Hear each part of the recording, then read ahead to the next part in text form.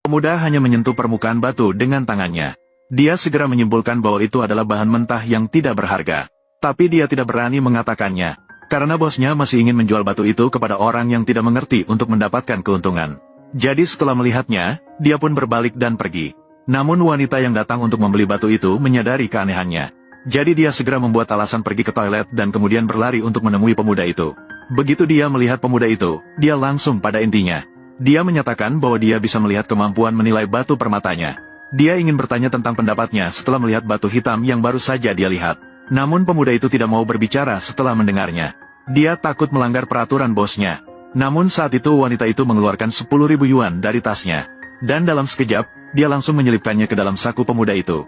Kemudian dia dengan lembut memberitahu bahwa dia tahu tentang kesulitan keluarganya.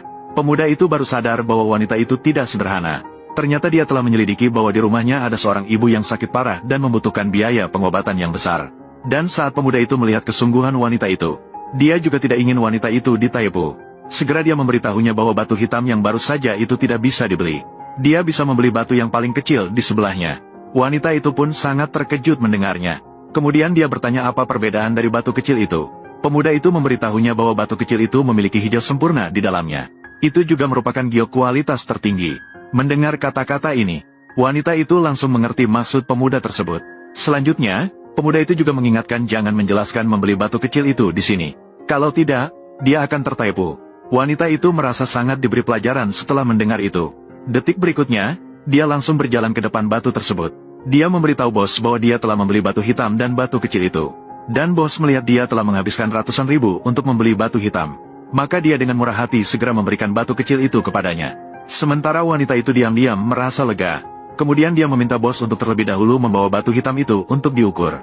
Dan teman-teman yang menemaninya sangat optimis tentang batu hitam ini. Namun, siapa sangka ketika itu diukur, semua orang merasa sangat kecewa. Dan wanita itu segera teringat kata-kata pemuda itu. Ternyata dia benar. Batu hitam itu hanya terlihat bagus di permukaan. Tetapi sebenarnya itu adalah bahan mentah yang tidak berharga. Kemudian wanita itu membawa batu kecil itu pulang. Namun, teman-temannya tidak percaya dengan batu kecil yang tampaknya tidak menarik ini. Mereka juga tidak percaya bahwa pemuda itu begitu luar biasa seperti yang wanita katakan. Mereka berpikir bahwa dia pasti hanya kebetulan beruntung. Tapi wanita itu tidak berpikir demikian. Dan berkata bahwa batu kecil ini jika keluar hijau sempurna, nilainya bisa mencapai puluhan juta. Beberapa orang setelah mendengar tidak begitu percaya. Maka wanita segera memanggil kakak gendut yang sejalan. Meminta agar dia membawa batu ini untuk dipotong. Kemudian juga mengingatkan dia untuk sangat berhati-hati. Jangan pergi mencari toko batu besar. Harus memilih dengan teliti toko-toko kecil. Setelah masuk, juga harus meminta bos